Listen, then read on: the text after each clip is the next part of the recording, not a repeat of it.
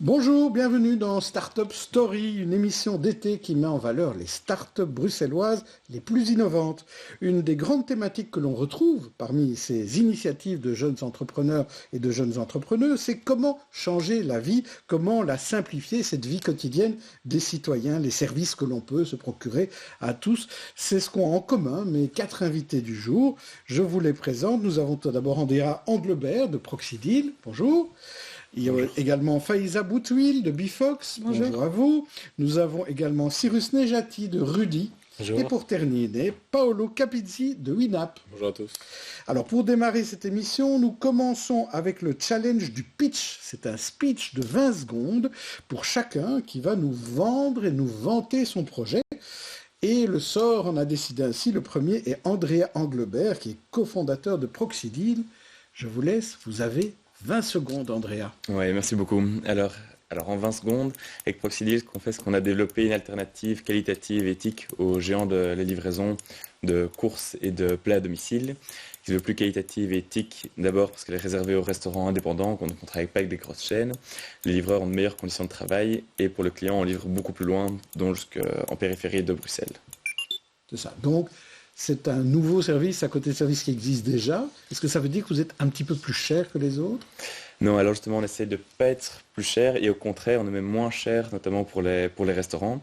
Donc, c'est vrai que le secteur de la livraison de plats à domicile prend des commissions assez grandes pour leur ECA. Et nous, justement, on travaille avec un prix qui est forfaitaire et qui est en moyenne 2 à 3 fois moins cher pour le restaurant ou le traiteur que ce que font nos concurrents. On aura l'occasion d'en reparler dans cette émission. Alors, autre start-up à se pitcher, c'est Bifox, avec sa fondatrice, Faiza Boutouil. À vous, vous avez 20 secondes. Merci. Alors, Bifox, c'est une application qui met en relation des personnes qui ont des talents, des savoir-faire, des aptitudes, avec des personnes qui cherchent à se faire accompagner dans des disciplines bien en particulier. Alors, les gens vont sur cette application, ils vont indiquer tous les critères, à savoir leur prix, le lieu du coaching, la langue, etc. Et l'application, via un système de géolocalisation, va leur proposer ce qu'on appelle des FOX près de chez eux, dans la discipline qu'ils cherchent en particulier. Et là, on est dans plusieurs domaines. Déjà au-delà de 20 secondes. Donc, alors, vous aurez peut-être besoin d'un coach. Oui, d'un coach qui réduise un peu le temps. Alors, Fox, pourquoi Fox? Le renard, c'est quelqu'un qui est rusé, c'est ça l'idée? Oui, c'est ça. Donc, on a choisi le Fox parce que c'est un animal rusé, intelligent, et on a voulu associer cette image-là à notre application. Alors, troisième start-up du jour avec vous, Cyrus Nejati. Pour Rudy, vous avez aussi 20 secondes. Allez. Ok, alors Rudy est une application mobile qui aide les gens avec leur régime alimentaire. Notre application vous aide à retrouver des plats dans les restaurants, à proximité, même dans les supermarchés, les plats qui correspondent à votre diète. Je vous donne un exemple. Par exemple, si vous voulez manger quelque chose de vegan avec 700 calories, notre application vous montre tous les repas dans votre région qui contient 700 calories. Ouais. Voilà. Donc finalement, peut-être que vous et Andrea, vous pourriez travailler ensemble, parce qu'Andrea peut transporter les repas que vous proposez sur l'application. Oui, pourquoi pas. Oui. Alors, on va passer à notre quatrième start-up. Ça s'appelle Winap. Et Paolo Capizzi, qui en est un des cofondateurs, va nous expliquer de quoi il s'agit. Vous avez 20 secondes. Oui, donc du coup, moi, c'est Paolo Capizzi, cofondateur de Winap. Donc, qu'est-ce qu'on fait chez Winap? C'est qu'on conçoit et design des cocons de repos made in Belgium, donc qui sont ergonomiques, qu'on monte directement sur place dans les entreprises et dans les hôpitaux. Et le but, c'est quoi? C'est de clairement améliorer le bien-être au travail à travers la micro-sieste, parce qu'il y a de nombreuses études qui ont été faites sur les bienfaits de la micro-sieste à ce sujet. Donc un cocon de repos, c'est un lit? C'est différent dans le sens où il y a une position qui a été étudiée, donc il y a une position zéro gravité qui est la même position qu'utilisent les astronautes de la NASA pour partir sur la Lune. Et donc le but, c'est de limiter en fait la pression sur les lombaires et d'avoir la position la plus confortable possible. Donc c'est ça, c'est pour ça que vous dites cocon, ça a la forme effectivement d'un cocon. Oui, c'est arrondi. Oui, c'est arrondi, et donc il faut l'installer alors évidemment dans les entreprises. Donc ça arrive entre guillemets en vrac et on l'installe directement sur site. On va commencer par vous. Tiens, qu'est-ce qui était le déclic? Qu'est-ce qui vous a poussé à... Est-ce que c'est parce que vous vous endormiez vous-même au bureau ou parce que vous manquiez de micro-sieste que vous vous êtes dit j'ai besoin d'un cocon? L'idée de base, c'est venu que de base, moi avec mon collaborateur, donc Anthony, on a toujours voulu entreprendre, mais on n'a jamais su vraiment quoi. En fait, on a eu le déclic quand on a tous les deux étudié à l'ICHEC, à Bruxelles, quand l'incubateur de l'ICHEC a ouvert les sélections. Du coup, on s'est dit pourquoi pas enfin lancer une idée à propos de ça. L'idée, on l'a découvert aux États-Unis il y a pas mal de temps parce que là-bas, il y a vraiment ce qu'on appelle des bars à sieste. Donc ça, c'était l'idée de base, en fait, de créer un bar à sieste parce qu'on s'est dit, voilà, il n'y a aucun endroit où on peut réellement faire une sieste pendant la journée si on n'est pas chez nous. Et puis on s'est vite rendu compte que c'était assez limité géographiquement et qu'on s'est dit, plutôt que d'amener les gens chez nous, on va plutôt amener la sieste dans les entreprises, les hôpitaux, coworking, etc. Est-ce que c'est pas un peu contradictoire avec le télétravail d'aujourd'hui, depuis le Covid? C'est vrai que c'était un challenge, le Covid, dans le sens où fatalement, nous, on installe ça dans les entreprises. Donc s'il n'y a pas d'employés qui vont au bureau, ça peut être un frein. Après, il y a quand même des enseignements à en tirer, dans le sens où là, maintenant que les gens ont fait pas mal de télétravail, ils ont peut-être des attentes un peu plus élevées par rapport au retour au bureau. Donc peut-être que voilà, c'est une bonne opportunité pour les employeurs d'intégrer ce genre de solution pour ramener leurs employés dans de meilleures conditions possibles. Alors, une fois qu'on a bien dormi, on peut manger. Hein, et on va passer chez vous, Andrea. Donc, on commande à un restaurant. Comment est venu chez vous le déclic? Parce que finalement, commander dans les restaurants, c'est vrai qu'il y a déjà beaucoup de sociétés qui font ça. Qu'est-ce qui vous a poussé à vous dire, il y a peut-être un créneau pour nous un peu différent? Oui, alors tout à fait, effectivement, des applications de livraison de repas à domicile, ça existe. Il y en a des tonnes dans le monde entier. Mais on a remarqué que, par exemple, dans les plus gros acteurs, ce qui était principalement proposé en sélection, c'était plutôt ce qui est fast-food, snack. Et il manquait une offre qualitative à la livraison.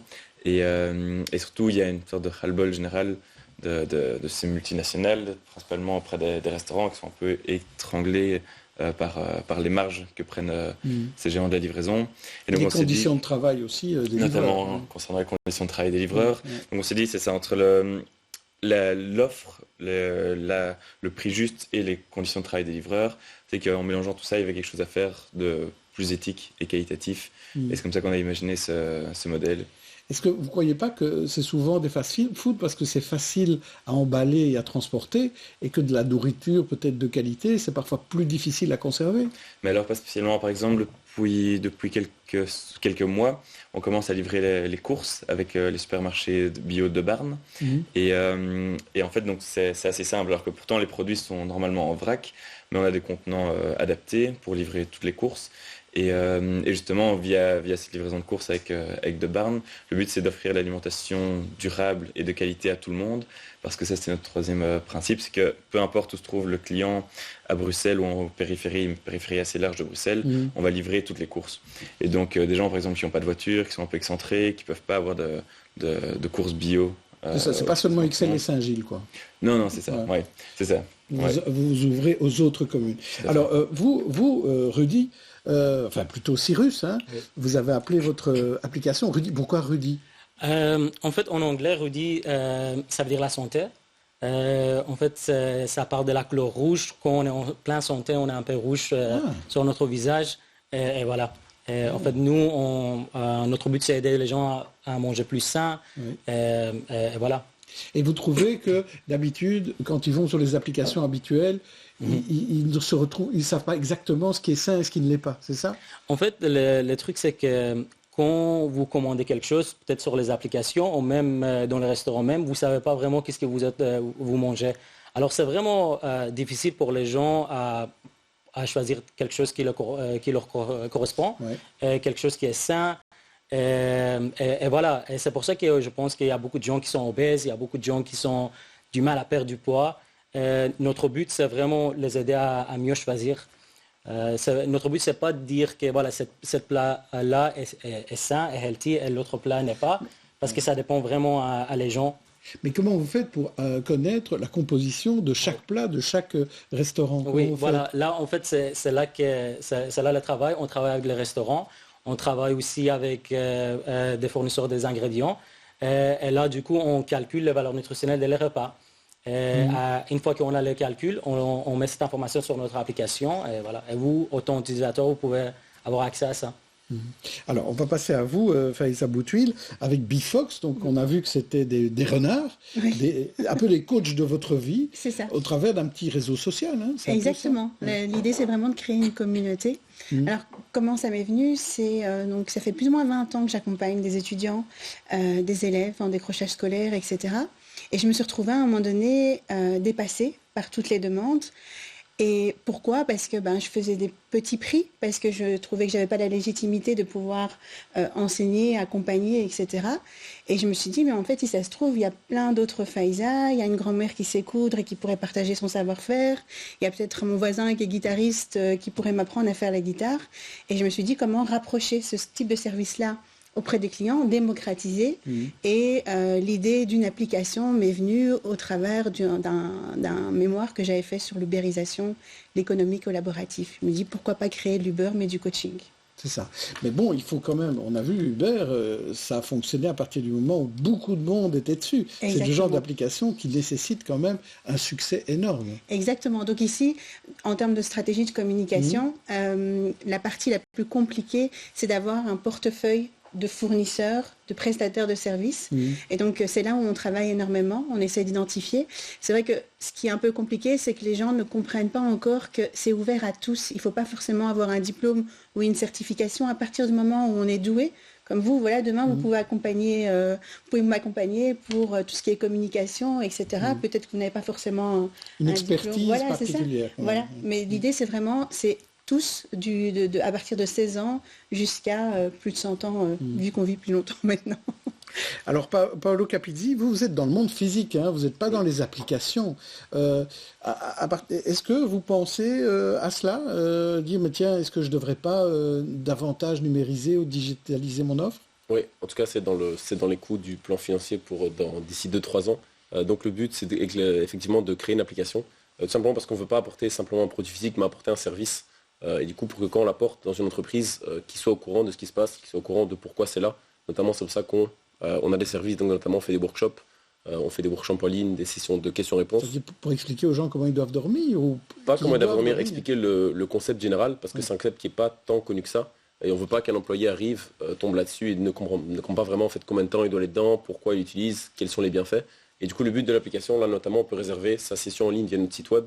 Là, pareil, le but, ce serait de mettre tout ça dans une application pour avoir tout en un dans l'application directement. Et une micro-sieste, c'est quelle durée? Il y a pas mal d'études qui ont été faites par rapport à ça. Ça commence très très bas, donc ça peut commencer entre 6-7 minutes jusqu'à maximum 20 minutes. Le but, en fait, c'est qu'il y a des cycles de sommeil. Et le premier cycle, c'est le cycle de sommeil léger qu'il ne faut pas dépasser. Parce que si on le dépasse, on va tomber dans un cycle de sommeil profond. Et là, on va perdre tous les bienfaits. Et on aura typiquement le sieste qu'on fait en vacances quand on se réveille et qu'on ne sait presque plus comment on s'appelle. Et c'est ça qu'il faut éviter. On est trop fatigué, en fait. Exactement. Donc là, on perd tous les bienfaits. Ouais. Ça vous donne envie, oui, ces siestes, Faiza, oui. Juste là d'en parler, j'ai envie de... Vous aussi, Andrea, c'est quelque chose qu'on pourrait installer dans les bureaux de J'ai du mal à gérer Proxidi? les siestes en plus. Je pense... Cyrus, oui, c'est bon pour la santé. En Oui, plus, exactement, c'est ça. Hein, oui. Voilà. Alors, je voudrais vous demander peut-être à chacun, à quel niveau vous vous situez aujourd'hui? Vous êtes une start-up, vous êtes une scale-up, vous êtes une licorne. À quel niveau, André Englebert, d'abord? On aimerait tous bien être une licorne, je pense. Ouais. Mais en tout cas, nous, pour le moment, on a encore une start-up. Il faut savoir que c'est un projet qui a pas mal évolué. Donc ça, je tiens à le dire, c'est un projet qui a démarré au départ il y a 4 ans, mais sous une autre forme. Ouais, mais qui a mis du temps à trouver vraiment son créneau. Au départ, on était vraiment dans l'anti-gaspillage alimentaire, pas du tout dans la livraison, plutôt dans une application promotionnelle, notamment pour les invendus, et sinon pour attirer des gens en magasin. Donc vraiment notre concept. Et c'est que depuis plus ou moins un an qu'on s'est vraiment lancé dans les livraisons, notamment pendant le Covid. Et c'est depuis ce moment-là que ça commence vraiment à boomer. Mais donc voilà, donc on a pas mal pivoté. Mais je pense que c'est une force, donc on connaît très très bien notre marché. Donc voilà, donc on est à ce stade. Vous êtes bien parti à ce niveau-là. Et vous, Cyrus, vous vous situez à quel niveau maintenant? En fait, là, on a déjà commencé à tester notre application. On a appris beaucoup de choses sur les restaurants, on a appris beaucoup de choses sur les consommateurs. Là, du coup, normalement, on va finir le développement à la fin de ce mois-ci. Et après ça, c'est notre grand lancement. Donc c'est ça. Oui. Donc vous êtes encore en phase de test. Oui, voilà. Dans un gros mois, vous serez sur le marché. Oui. Faiza, Boutouil, où en êtes-vous avec Bifox? Même chose, start-up, ça fait plus ou moins 6 ans, c'est vrai que j'y réfléchis, etc. Mais comme j'ai fait ce qu'on appelle du bootstrapping, donc j'ai tout financé moi-même, on est en production seulement depuis le mois d'octobre, plus ou moins. Et donc là, maintenant, on travaille sur la partie communication pour attirer un maximum donc ça tombe bien que vous soyez ici. Mais oui, exactement, c'est une belle vitrine. Ouais. Et vous, Paolo Capizzi, où en êtes-vous? La même chose, donc on aimerait bien être une licorne aussi, mais pour l'instant, simplement start-up. Donc l'idée date globalement d'il y a 2 ans, mais ça c'était l'idée du bar à sieste, donc pareil, on a aussi beaucoup pivoté, etc. Et on est vraiment en activité depuis disons, 8-9 mois. Mais justement, vous dites tous les deux là, que vous avez pivoté, donc vous avez un peu changé d'idée pour mieux vous caler dans le marché. Est-ce qu'on fait des erreurs? Est-ce que des erreurs, on s'améliore? Souvent, on dit ça, qu'on apprend davantage de ses erreurs que de ses réussites. Paolo, est-ce que vous avez un cas d'une erreur manifeste que vous avez commise et qui vous a aidé? Mais je pense que l'erreur qu'on fait le plus, c'est que quand on crée un projet, c'est comme son bébé, et du coup on est persuadé du bien fondé de l'idée. Par exemple, nous on a dû beaucoup retravailler les designs des cocons, donc on travaille avec des designers ici en Belgique. Du coup on avait fait 6-7 modélisations. On avait chacun nos préférences, qui d'ailleurs n'étaient pas la même que celles que les personnes qu'on a sondées ont choisies. Du coup c'est le fait de se baser sur ce que les gens pensent, ce que les gens veulent, et pas sur ce que nous on a envie de mettre en place. C'est le consommateur qui a raison. Exactement. Ouais. Et vous, Faiza, est-ce qu'il y a une erreur que vous ne regrettez pas? Que je ne regrette pas. Qui est finalement une bonne erreur. Oui. Je pense que c'est dans la communication toujours. On utilisait jusqu'ici le terme coach, coaching. Les gens sont c'est devenu un peu rébarbatif, etc. Et donc, on a complètement revu tous nos textes sur notre site, sur notre communication, etc. pour essayer de toucher monsieur et madame tout le monde, quoi. Donc, Et vous, Andrea? Oui, nous, disons, sur le marché cible, au début, on ciblait vraiment les restaurants qui faisaient déjà de la livraison et donc qui étaient hyper sollicités par nos concurrents. Et en fait, on s'est rendu compte qu'il y avait vraiment une autre niche à prendre, plutôt dans le restaurant de qualité, dans l'offre qualitative. Qui n'était pas touché par vos concurrents. Qui n'était pas touché, qui ne voulaient pas être justement sur ces plateformes, se retrouver au milieu de fast-food et des autres plateformes. Et donc, une bonne erreur finalement qui vous a permis de trouver votre créneau. Et vous, Cyrus, est-ce qu'il y a déjà une erreur là où vous en êtes au début? Oui, vous en avez déjà eu? Oui, en fait, je pense que la plus grande erreur, c'est créer son produit avant de vraiment beaucoup parler avec les clients. C'est parce que je pense que la même erreur, on commence à créer des produits pour nous-mêmes. Mais le but, c'est vraiment ça. En fait, c'est un business, alors il faut créer quelque chose pour les consommateurs, pas pour nous. Je pense que c'est mieux de vraiment parler avec les consommateurs, apprendre à leur connaître qu'est-ce qu'ils ont besoin, et là on peut créer les meilleurs produits pour eux.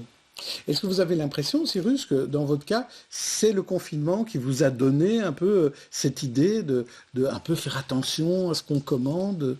En fait, moi j'ai eu l'idée quand j'étais encore étudiant. Comme tout le monde, je mangeais toujours dans les restaurants, dans les bars, dans les snacks. Alors, j'ai eu quelques kilos en trop.